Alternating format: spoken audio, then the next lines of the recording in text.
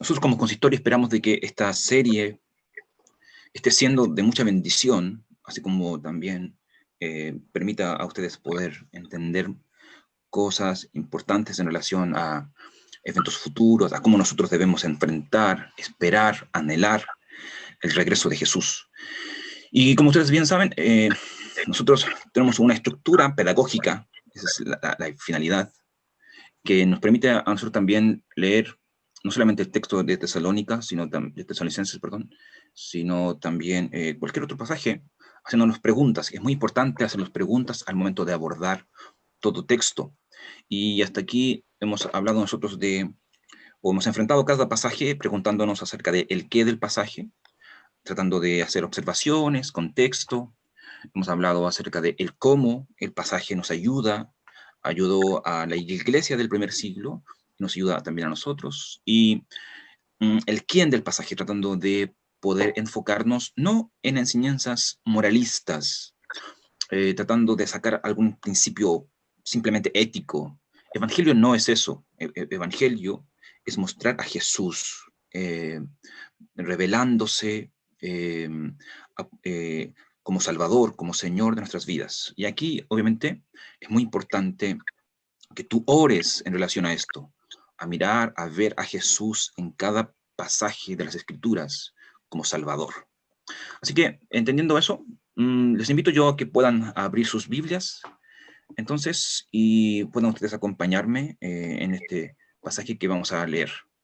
Segunda a los Tesalonicenses, capítulo, no es 2, no es 1, perdón, es 2, está mal escrito aquí. Segunda a los Tesalonicenses, capítulo 2, versículo 1 al 12. La imagen que les planteo hoy día a través de la lectura tiene que ver un poco acerca del texto que vamos a tratar, de cómo cierta información falsa puede llevarnos a nosotros a confundirnos acerca de la información o la verdad verdadera, valga la redundancia, que debemos tener con respecto a la segunda venida de Jesucristo para no ser engañados ni confundidos. Y el texto dice así, si ustedes tienen el texto ahí, yo te invito a que puedas ir conmigo leyendo el texto. Si tienes lápiz, puedas tú también subrayar quizás aquellas cosas que te llamen la atención, que pueden ser útil para el tiempo de crece durante la semana, y de esa forma puedas aprovechar al máximo el pasaje que vamos a considerar en el día de hoy y durante esta semana en el tiempo crece.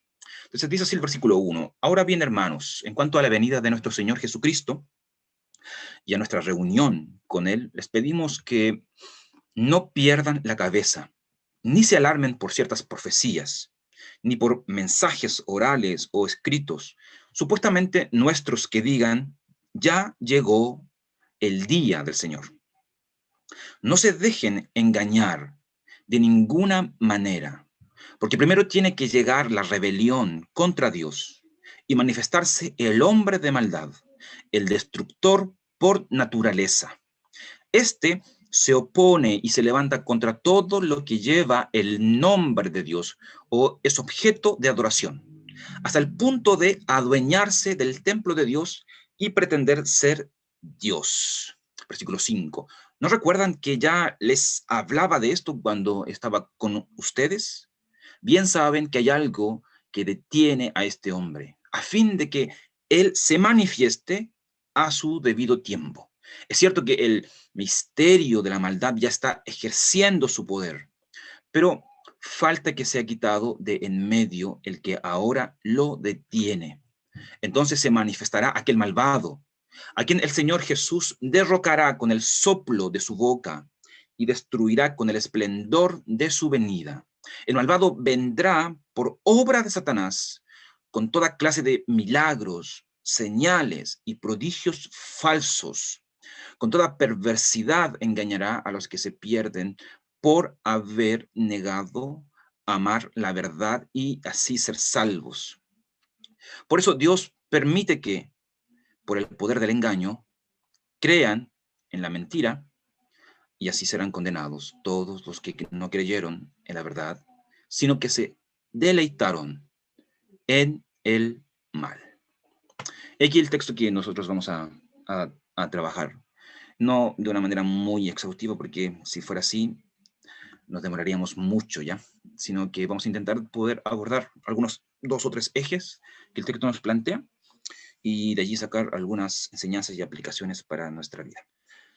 Muy bien, para comenzar, me gustaría poder plantear una pregunta que es muy común cuando hablamos de los eventos de los últimos tiempos.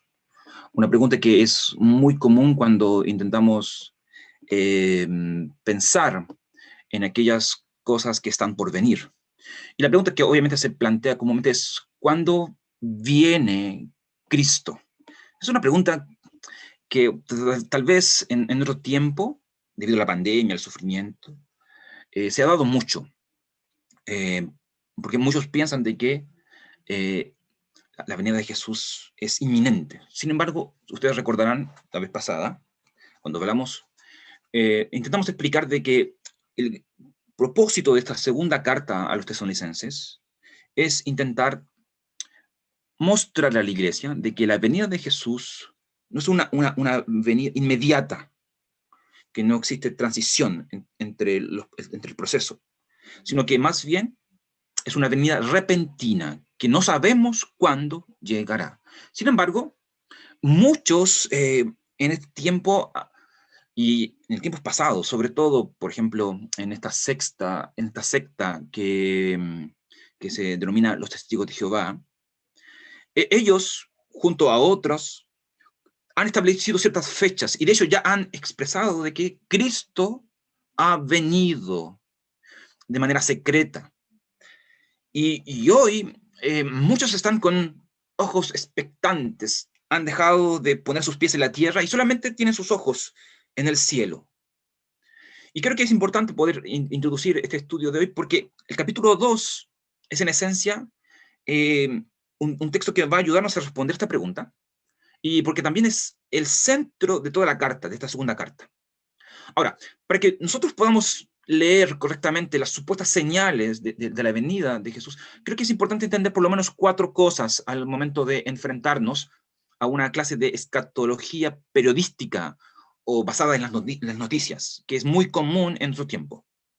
Y quiero simplemente mencionar 4 cosas rápidamente con respecto a eso, que ustedes pueden encontrar en un texto que se llama La Biblia y el futuro de Anthony Whitman. Y él comenta que cuando tú observas los signos de los tiempos, las señales de los tiempos, tú tienes que entender que, en primer lugar, que las señales de los últimos tiempos no tienen exclusiva relación con el fin del mundo. ¿Qué quiero decir con esto? Cuando tú lees Mateo 24, cuando tú lees estos sermones escatológicos de Jesús, no todos los acontecimientos que están allí presentados tienen relación exclusiva con el fin del mundo.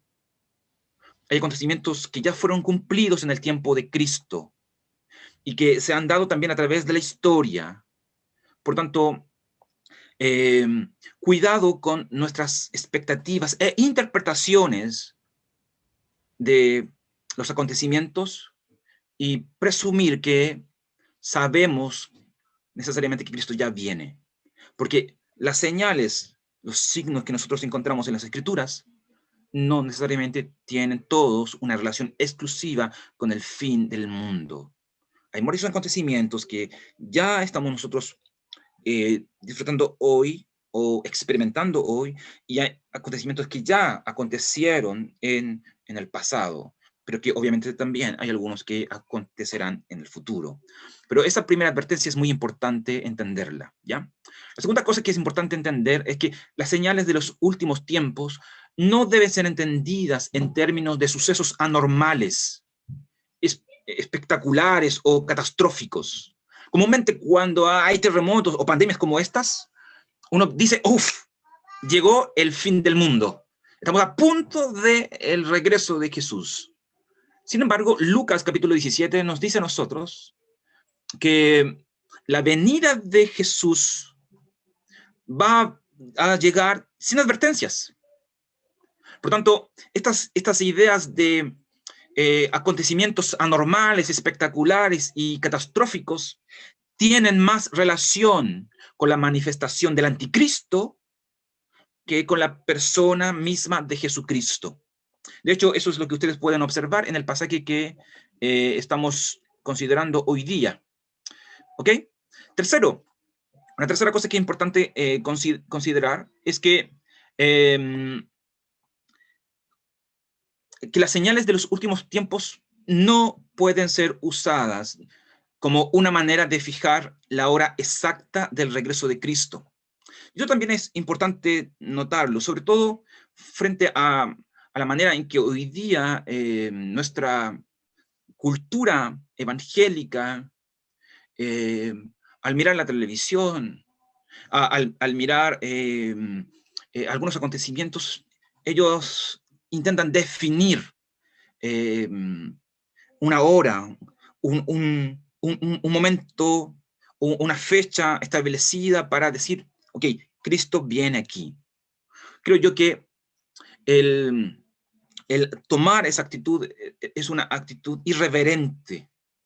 Ni Jesús mismo dijo que sabía cuándo esto iba a acontecer. Imagínate el presumir que nosotros podamos tener alguna idea acerca de esto. Entonces, cuidado también con tratar de establecer una fecha al observar estas señales de los últimos tiempos, porque eso no es posible. Así como también no es posible que las señales de los últimos tiempos nos puedan ser o nos puedan ayudar a establecer una agenda exacta de los sucesos futuros. Hay mucho misterio en la escatología. Hay muchas cosas que ustedes y yo no logramos entender. La escatología es más que simplemente un ramo de seminario. Es mucho más que un estudio del Apocalipsis. La escatología, como decía Charles Hodge, es el estudio de la vida.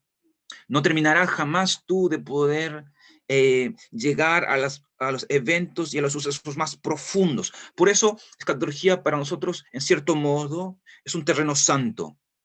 Así que vamos sacándonos las sandalias y vamos caminando despacito, porque es importante no apresurarnos ni desarrollar interpretaciones eh, concebidas a lo que vemos en los noticieros, en los periódicos y obviamente olvidándose de lo que las escrituras nos dicen. Así que mucho cuidado con estas 4 advertencias con respecto a las señales de los últimos tiempos. Sin embargo, eh, no podemos negar de que eh, hay señales, hay signos que nosotros debemos estar atentos y que Jesús nos invita a velar. Ahora, partiendo con mi primer punto para que nosotros podamos entrar en el estudio de este pasaje y de esa forma hacer algunas observaciones aplicables a nuestra vida. Lo primero que lo primero que voy a tratar de mostrarte es qué del pasaje, es decir, contenido y contexto. Obviamente, tú ya sabes, estamos en la segunda carta de Timoteo y este capítulo 2 es, en esencia, el segmento más relevante de toda esta segunda carta, porque busca, de alguna manera, resolver o solucionar algunas dudas que fueron levantadas debido al contenido de la primera carta. Y Pablo, en estos versículos 1 al 12, va a buscar responder estas preguntas y va a marcar un antes y un después este segmento, ¿ya? Así que, por eso esta parte es muy importante. Ahora, a modo de contenido, nosotros podemos decir de que los versículos 1 y 2, 3 y 4 y 5 al 12 pueden ser la estructura que tú y yo podemos tomar al momento de considerar el estudio de este pasaje, donde versículo 1 y 2 nos hablan un poco acerca del tema general, que es la segunda venida, o como ustedes pueden observar, esta idea de reunirnos con Cristo, que es lo mismo que Pablo ya comentó en la primera carta, en Primera Tesalonicenses, en el capítulo 4, y que intenta marcar este asunto de manera más específica, el regreso de Jesús. Y obviamente también el texto, versículos 1 y 2, nos muestran la preocupación que tenía el apóstol por aquellos hermanos que estaban recibiendo una información no apostólica y que a causa de eso algunos ya habían pensado de que el día del Señor había llegado. Eso es lo que tú puedes ahí mirar en los versículos 1 y 2. Entonces, versos 1 y 2 nos hablan del tema de este pasaje, esta perícope, del 1 al 12, y la preocupación apostólica. Si tú vas ahora al versículo 3 y 4, tú vas a encontrar allí, por tanto, una respuesta del apóstol con respecto a esta idea. ¿Llegó ya Cristo o no? ¿Vino o no vino? ¿Viene o no viene? ¿Dónde está? ¿Cuánto tiempo vamos a esperarlo? Allí en los versículos 3 y 4, Pablo va a respondernos. Y él nos va a decir de que la venida de Jesús no es inmediata, sino que tienen que haber algunos acontecimientos que deben suceder antes, como por ejemplo la rebelión y la manifestación de este hombre de maldad. Mira tú el versículo 3. Y allí Pablo comienza a comentar un poco de algunos actos que este hombre de maldad va a desarrollar en su manifestación. Por tanto, Pablo aquí comienza a responder algunas preguntas. Y los versículos 5 al 12 lo que buscan es darnos una información adicional sobre este hombre de maldad, donde vamos a observar algunas cosas que él va a hacer, como estos milagros y señales que tú puedes mirar allí en el versículo 9, y cómo este hombre de maldad va a afectar a la sociedad, engañándola y llevándola a creer una mentira, pero que solamente los objetos o aquellos que van a creer, estas personas que van a creer en estas mentiras, según el versículo 11, son aquellas personas que están perdidas, dice el texto, y que se han perdido porque no han creído en la verdad. Así que de esta forma podemos estructurar este texto, mirando los versículos 1 y 2 como una introducción, ¿ya? Versículos 3 y 4 como la respuesta de Pablo, y versículos 5 al 12 como una información adicional, no exhaustiva. Hay muchas cosas que el texto no nos permite poder saber de todo cierto acerca de este hombre de maldad, pero hay algunos antecedentes que son interesantes que pueden llevarnos a reflexionar, ¿ya? Así que ese es el qué. Ahora, permítanme poder abordar en relación al cómo, donde obviamente nosotros aquí encontramos esta idea como de controversia, porque se ha malinterpretado en varias cosas en este texto o en la predicación de Pablo, donde debido a las interpretaciones distintas, esto ha producido en la iglesia dudas, ha producido en la iglesia personas que han dejado sus trabajos, sus responsabilidades, porque piensan de que Jesús ha venido. Sin embargo, Pablo intenta desmentir eh, estas ideas y comienza a mostrarle a la iglesia lo que ellos sí deberían entender. Y aquí yo quiero mostrar tres cosas. Solamente quiero preocuparme de tres cosas a desarrollar. La primera de ellas, partiendo a través de esta película, de esta pregunta de cómo este pasaje nos ayuda, cómo este pasaje ayudó a la iglesia de Tesalónica y cómo este pasaje nos ayuda a nosotros con respecto a la segunda venida, nosotros podemos decir, en primer lugar, que este pasaje nos ayuda mostrándonos los efectos perjudiciales en la iglesia de una información falsa. Y eso es lo primero que ustedes pueden mirar allí, en los versículos 1 y versículo 2, donde el texto dice, ahora hermanos, en cuanto a la venida de nuestro Señor Jesucristo y a nuestra reunión con Él, les pedimos, observe la figura, que no pierdan la cabeza, ni se alarmen por ciertas profecías, ni por mensajes orales o escritos supuestamente nuestros, que digan, ya llegó el día del Señor. Observa lo que está sucediendo. Pablo está expresándole a la iglesia de que por alguna razón se ha tergiversado el mensaje que él les dio en la primera carta, donde los hermanos de la iglesia comenzaron a escuchar otras voces, comenzaron a levantarse hombres con ciertas profecías, otros entregando mensajes orales y otros presentando algunos escritos que supuestamente eran de los apóstoles y que decían de que el Señor ha llegado. Sin embargo, todo esto lo único que ha producido es una alteración, una confusión dentro de la iglesia. Y aquí yo quiero, en este sentido, hacer una advertencia, hermanos. Ustedes en Internet tienen un sinnúmero de información de toda índole. Y yo creo que tenemos que ser muy cuidadosos con lo que escuchamos, muy cuidadosos con lo que leemos, muy cuidadoso con lo que comenzamos a recibir de personas, de supuestos estudiosos que han descubierto la última interpretación apocalíptica de los eventos y han comenzado a producir en las personas que los escuchan miedo, temores, confusión, etcétera. Muchas personas pueden levantarse y pueden hablar a la luz de lo que ellos creen y de lo que ellos piensan. Sin embargo, a la luz de tanta información, nosotros entendemos, hermanos, amigos, de que la fuente fidedigna a la cual tú y yo debemos aferrarnos y la que nosotros debemos estudiar es las Escrituras. Usted no viene aquí, no se conecta al Zoom a escuchar a Juan Villanueva. Usted lo que quiere es escuchar la palabra de Dios. Usted quiere escuchar una interpretación correcta de las Escrituras.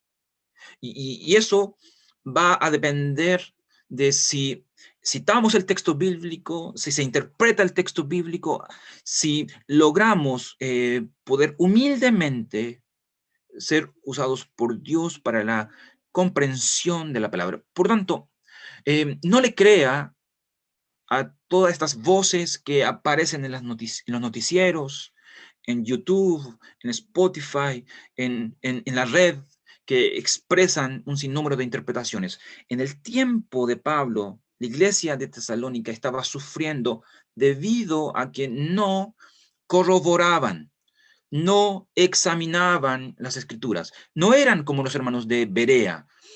Esto es una iglesia descrita allí en el libro de los Hechos, que nos hablan de que cuando ellos escuchaban predicar a Pablo, ellos corroboraban si lo que estaba diciendo Pablo era verdadero, porque podemos nosotros recibir información falsa, podemos asustarnos de cosas que no son verdaderas, podemos caer en errores interpretativos. Por tanto, cuidado, cuidado, porque hoy día hay mucha información y poder distinguir entre literatura, entre información, va a requerir que usted estudie su Biblia. Como siempre se ha dicho, la única manera de poder conocer un billete falso es conociendo el billete verdadero. Entonces, si usted pretende desarrollar una interpretación apocalíptica de los eventos y usted no lee las escrituras, creo yo de que usted empezó muy mal. Usted necesita primero que todo estudiar las escrituras para poder discernir entre aquellas cosas que son verdaderas y en aquellas cosas que son especulaciones, ¿ya? Así que eso es lo primero que nosotros podemos observar en este texto. Este texto nos ayuda mostrándonos los efectos perjudiciales en la iglesia de una información falsa. Y la iglesia estaba recibiendo información supuestamente de los apóstoles, se habían levantado hombres con cierta clase de iluminación, que habían dado ciertos mensajes. Pablo dice, versículo 3, no se dejen engañar.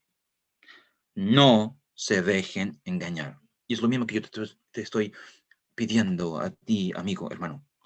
No te dejes engañar. Aférrese a la palabra de Dios. Aférrese a la Biblia. Lo segundo, que este texto nos ayuda a poder entender este asunto de la venida del Señor Jesucristo, están los versículos 3 al 7. Este texto nos ayuda aclarándonos el orden, o supuestamente el orden de los eventos para no ser engañados. Es decir, observen, ellos habían pensado, según el versículo 2, de que el Señor ya había llegado. Sin embargo, Pablo dice en el versículo 3 de que eso era un engaño. Y la razón está en el por qué, versículo 3.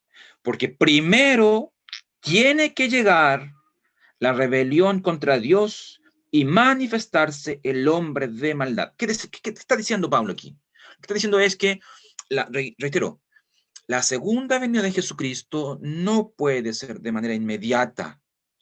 Va a ser repentina, efectivamente, va a suceder en un momento donde tú y yo no estaremos listos o despiertos en cierto sentido, aun cuando Pablo nos dijo en el capítulo 5, si tú recuerdas, que debido a que somos hijos de luz y no hijos de las tinieblas, Jesús no se presentará a nosotros como un ladrón, sino que como nosotros vamos a estar sobrios, no seremos engañados.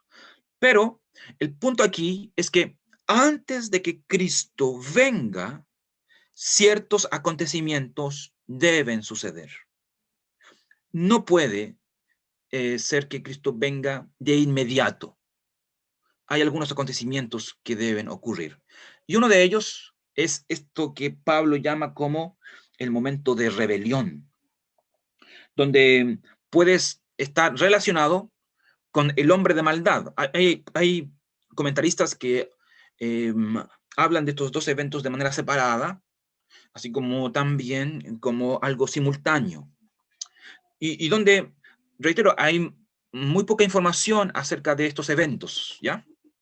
Donde por una parte se puede decir de que esta rebelión puede ser dentro de la iglesia, puede ser fuera de la iglesia o puede tener ciertas extensiones mundiales, pero que tienen que ver con un estado de oposición a Dios, al cristianismo, a la fe bíblica. Y donde simultáneamente al estado de rebelión o posterior, siguiendo a este momento de rebelión, este hombre de maldad se manifestará. Y es interesante cómo el texto nos plantea la forma en que este hombre se manifestará. Ahora, antes de pasar a ese detalle, déjame decirte que ese término de manifestación del hombre de maldad es una clase de similitud con la manifestación de Jesucristo. Este hombre de maldad busca simular el regreso de Jesús. Él busca ser el anticristo. Y por esa razón es que aquí Pablo lo plantea a través de este término, de la manifestación del hombre de maldad, donde, según nuestro pasaje, versículo 4, su manifestación, o en su manifestación, él se opondrá a todo, o se levantará, como dice el mismo versículo 4, a todo lo que tiene que ver con el nombre de Dios. Y a todo lo que es el objeto de adoración. Mira tú, versículo 4. Porque observa de que este hombre de maldad es el destructor por naturaleza. Esa es la idea que plantea en el versículo 3. Entonces, él se manifestará oponiéndose, levantándose contra todo lo que es Dios, contra todo lo que tiene que ver con su adoración, hasta el punto de adueñarse del templo de Dios, de su adoración, de su majestad. Él buscará usurpar. Por eso, mira la última frase del versículo 4. Él pretenderá ser Dios. Y aquí nuevamente hay ciertas controversias con respecto al tema del templo, donde dice que Pablo, que él va a adueñarse del templo de Dios y va a pretender ser Dios. La posición histórica ha interpretado comúnmente ese término de templo de una manera metafórica, figurada, no de una forma literal, ya que en el Antiguo Testamento nosotros vemos, por ejemplo, al diablo pretendiendo ser Dios y metafóricamente diciendo que Él se adueñará del reino de los cielos, lo cual es imposible, pero Él busca tomar y asimilar todas las funciones divinas con el fin de engañar. Recuerda que ese es el propósito que el texto nos va a mostrar más adelante. El propósito de este hombre de maldad es engañar, y para poder engañar, primero tiene que oponerse a la verdad, tiene que levantarse contra Dios, tiene que adueñarse de sus seguidores y pretender, simular, usurpar el lugar de Dios. Sin embargo, Pablo dice de que este hombre aún no se ha manifestado de manera física, por la sencilla razón de que los versículos 5 y 7 nos dicen que hay algo que lo detiene. Y aquí hay un tremendo misterio. Tú y yo, la verdad, no lograremos saber quién es esta persona o esta entidad que detiene a este hombre de maldad. La iglesia de Tesalónica, al parecer, sí lo sabía, según lo que nosotros entendemos en el versículo 5, donde Pablo los lleva a recordar lo que él ya les había hablado. Pero acá no hay señales de quién es esta entidad o persona que mantiene, limita la manifestación de este hombre de maldad. Sin embargo, entendemos de que en relación a la segunda venida de Jesús, de que antes de que Él regrese, antes de que Cristo venga en gloria, es necesario rebelión, es necesario la manifestación de este hombre que se opondrá, se levantará, se adueñará y pretendrá ser Dios. ¿Y eso qué significa? ¿Qué implicaciones tiene para nuestra vida, hermanos? Esto involucra de que el futuro, nuestro futuro como hijos de Dios, a la luz de esto, no se viene fácil. Observa, va a haber una oposición en contra de Dios. Y si la gente odia a Dios, si la gente odia todo lo que tiene relacionado con Dios, si este hombre de maldad se opone contra Dios, él se opondrá a todo verdadero seguidor. Por tanto, esto debería a nosotros llevarnos a orar al Señor, a clamar al Señor, para ser fieles. Imagínate, hoy día muchos cristianos están siendo profundamente afectados por esta pandemia. Muchos cristianos, sus vidas espirituales han decaído. Muchos cristianos están desesperanzados, quieren salir, quieren libertad, están aburridos, no saben qué hacer. Están tristes, amurrados ahí en sus casas, mirando hacia el techo, perdiendo, tal vez, comillas, el tiempo, porque hoy día no pueden soportar este tiempo de pandemia. Sin embargo, esta situación no se comparará, amigos míos. Este tiempo de pandemia no se comparará a este tiempo de rebelión. Por tanto, ¿no crees tú que nosotros deberíamos examinarnos y suplicar al Señor fidelidad? Que Él nos ayude, nos ayude.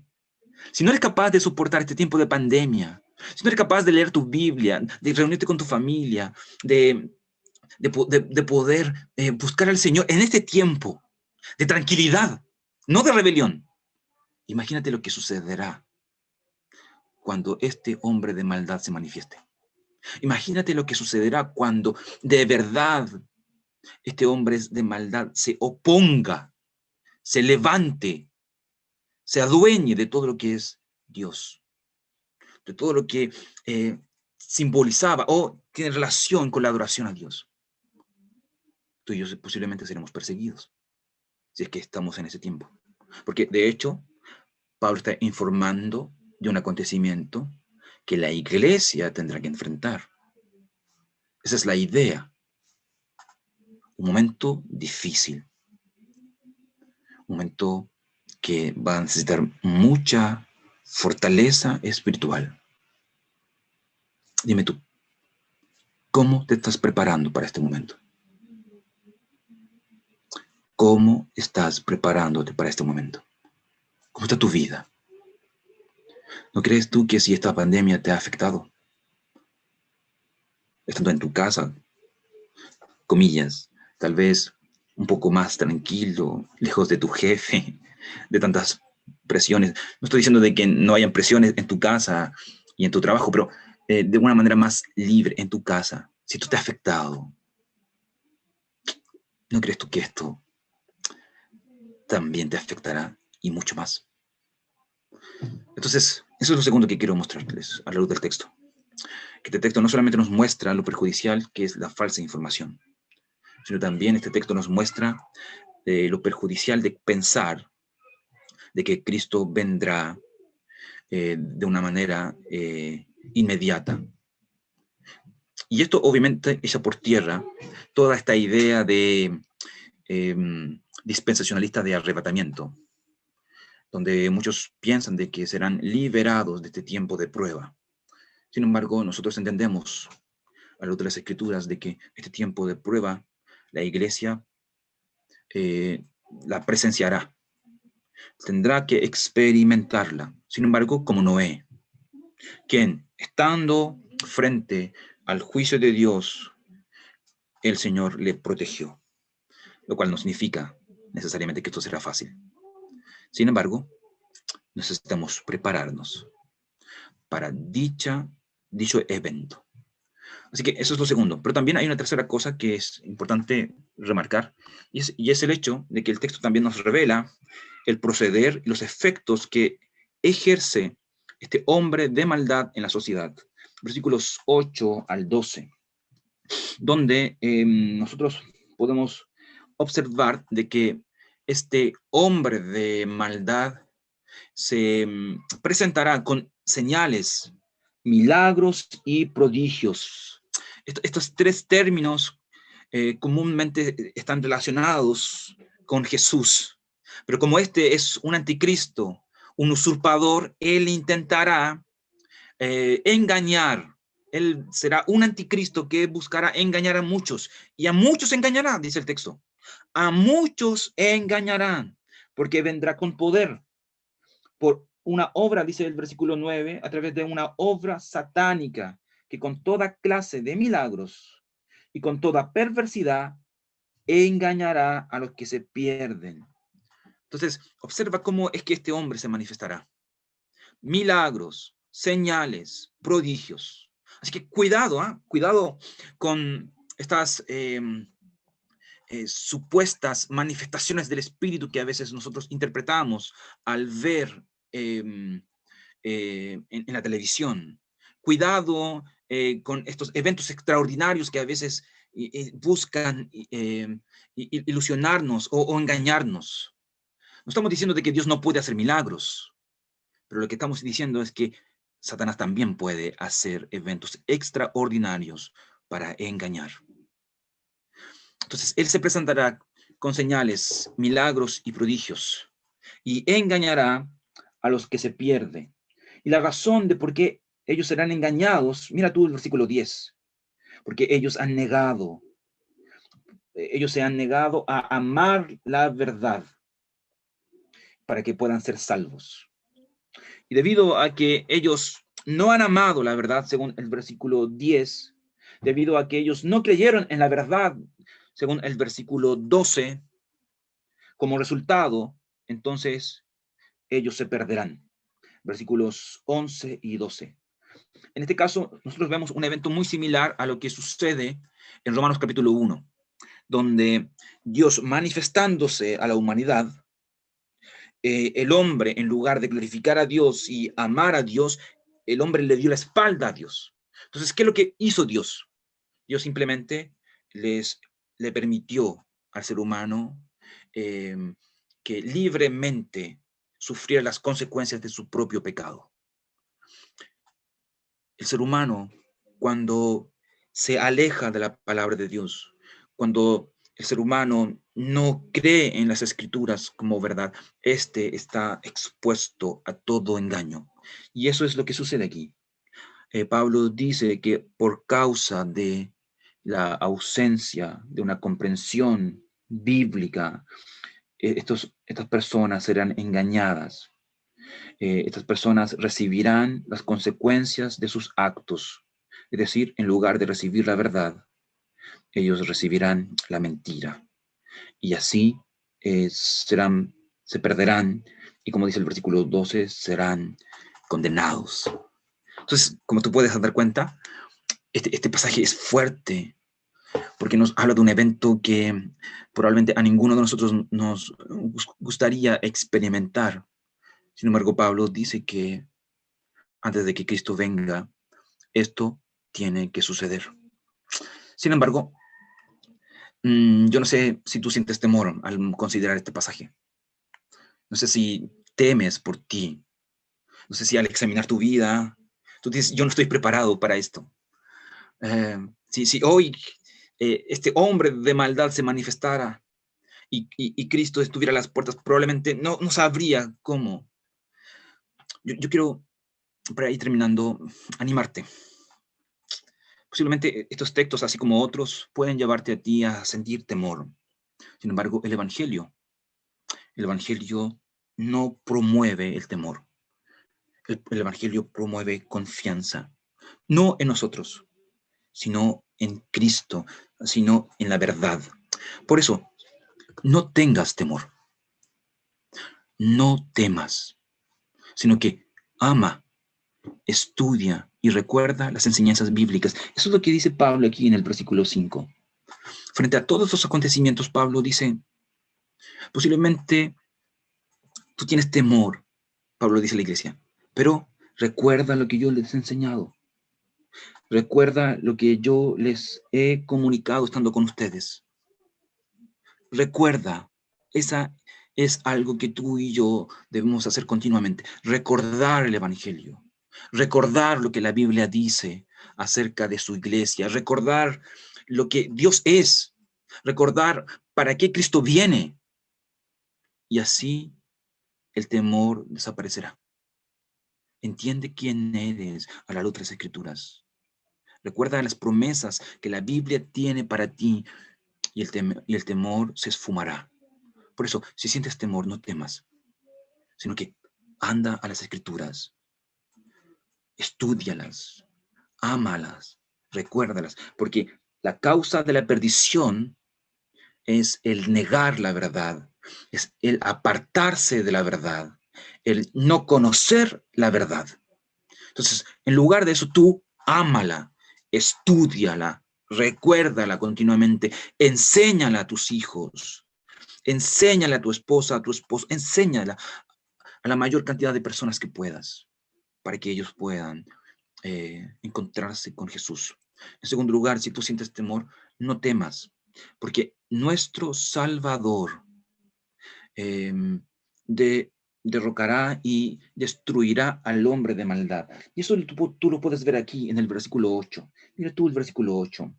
Se nos habla de esta manifestación maravillosa y esplendorosa de este hombre de maldad. Sin embargo, el versículo 8 dice que entonces cuando este hombre de maldad se manifieste, este hombre será derrocado por nuestro Señor Jesús con el soplo de su boca y será destruido con el esplendor de su venida. Es decir, este hombre de maldad, Satanás mismo, la maldad en general, no tiene mayor poder que nuestro Salvador. Entonces, si tú estás tomado de su mano, no temas, porque Él te protegerá. Él destruirá a tu enemigo, a nuestros enemigos.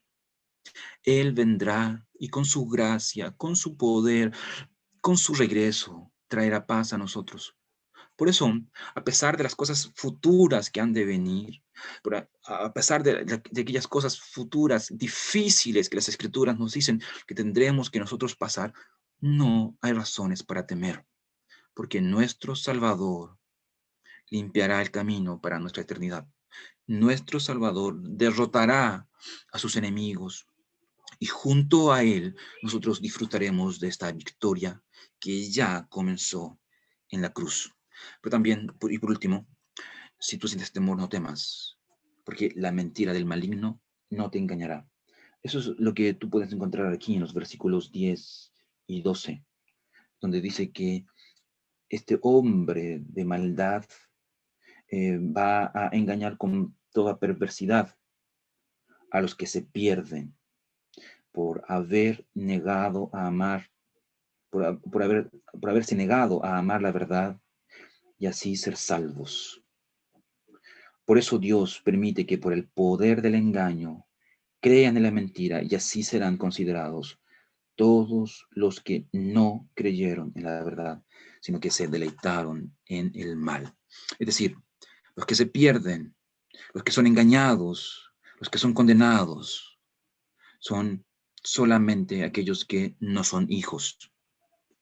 Y en ese sentido creo que es un texto importante para examinarnos, autoexaminarnos.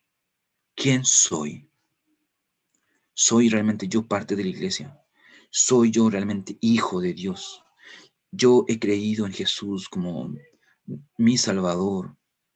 He entendido el Evangelio, porque solamente eso marca la diferencia entre un perdido y un encontrado, entre un hijo y un no hijo. El hijo ama su palabra. El hijo se deleita en el Evangelio. El que no es hijo no ama la verdad, no es salvo, está condenado y por causa de eso no cree en la verdad. Sin embargo, creo yo que no debes pasar muy rápido por estos textos sin antes examinarte, porque es muy importante entender de que la falta de evangelio en nuestras vidas es la causa de nuestra condenación. Y la única forma de poder enfrentar el futuro con esperanza es siendo parte de la iglesia. No de la iglesia presbiteriana necesariamente, de la iglesia de Cristo, de aquella iglesia tanto visible como invisible, que ha puesto sus ojos, ha puesto su fe en su Salvador. Entonces, observa que la venida del Señor Jesús vendrá, pero antes deben acontecer ciertos eventos que son difíciles de poder enfrentar. Sin embargo, tú estás con Jesús, usted ha creído en el Señor como su Salvador, es un hijo. Si es así, entonces no tiene nada que temer.